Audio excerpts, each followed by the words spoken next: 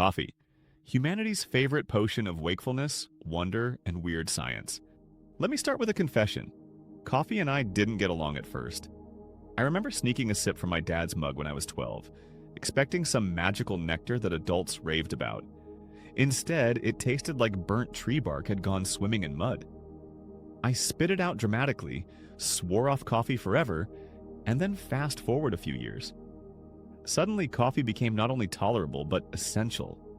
Somewhere between late-night cramming sessions and morning commutes, the taste transformed from, "Why is this bitter black liquid punishment?"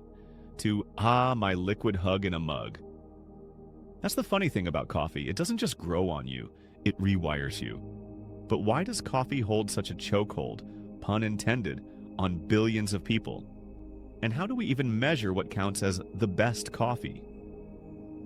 Let's wander through the tangled roots of this story, sip by sip, from ancient legends to modern-day lab coats analyzing molecules. A goat, a monk, and the legend that won't quit. If you hang out in coffee circles long enough, you'll hear about Kaldi, the Ethiopian goat herder who supposedly discovered coffee when his goats started dancing after chewing on some mysterious red berries. The story goes that Kaldi brought the berries to a monastery, where the monks disapproved and tossed them into the fire. Then, bam, the aroma of roasting coffee beans filled the room, and humanity's lifelong love affair began. Is this story historically accurate? Not really, but do I want it to be true? Absolutely. There's just something delightful about jittery goats inventing the foundation of Starbucks.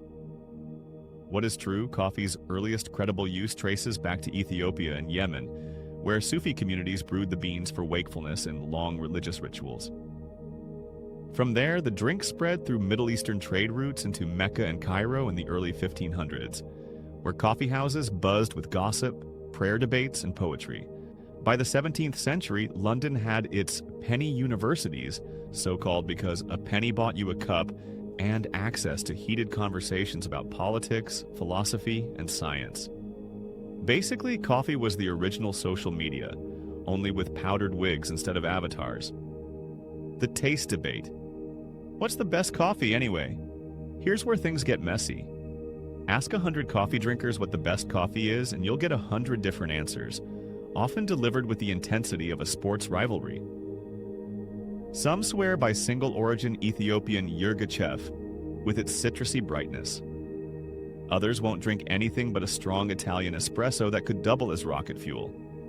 Then you've got the Kopi Luwak enthusiasts, the beans that pass through the digestive system of a civet cat. I tried it once. Let's just say it was less life-changing epiphany and more, this tastes like coffee.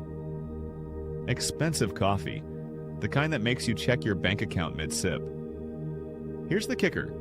The best coffee isn't just about flavor. It's about context. That cheap diner brew at 3 a.m. after a long drive? At that moment, it tastes better than any $40 bag of beans. The pour-over a barista carefully coaxes into your cup on a lazy Sunday morning? That's a different kind of best. Coffee is as much about mood and memory as it is about terroir and brewing gadgets. Why do we even love coffee so much? Part of the answer is obvious. Caffeine. That little alkaloid is nature's sneaky trickster.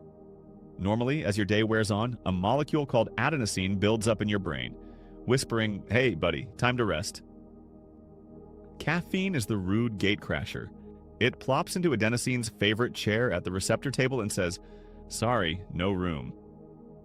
Your brain, fooled, thinks you're less tired than you actually are. Result? Alertness, sharper focus, and sometimes jittery typing sprees at 2 a.m.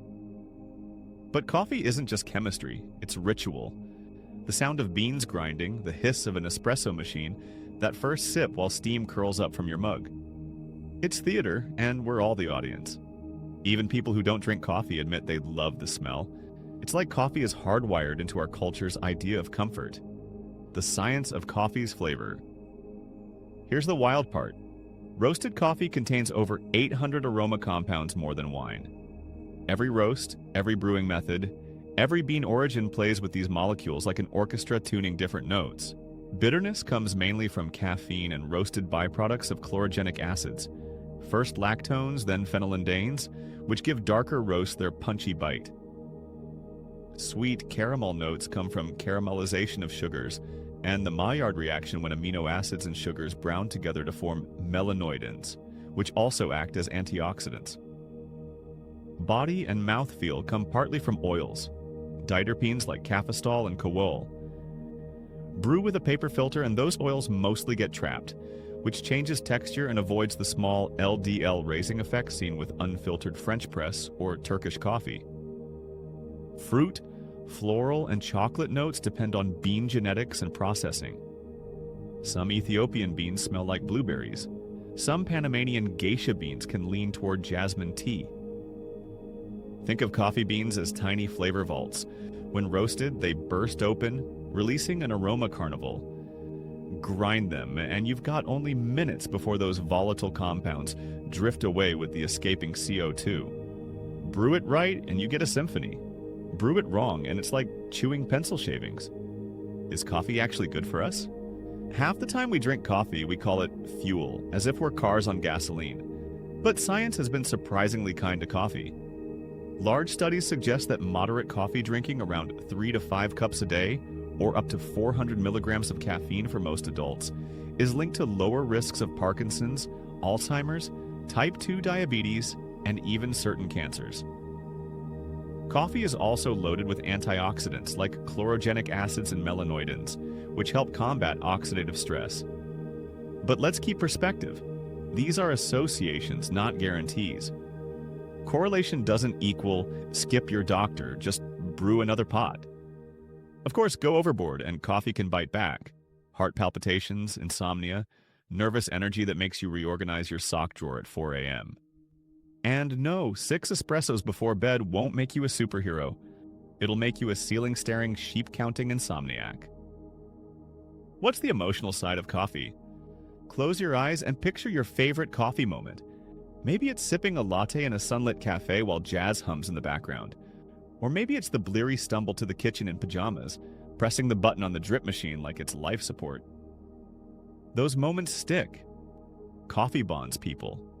First dates, job interviews, breakups softened by steaming mugs, it's the unofficial backdrop to human connection.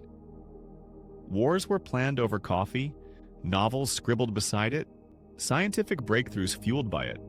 Honestly, if you bottled the smell of human history, it'd probably have notes of Arabica. Technology, AI, and coffee's future. Here's where things get exciting and a little unsettling. AI is already helping farmers spot crop diseases from drone images and predict yields using climate models.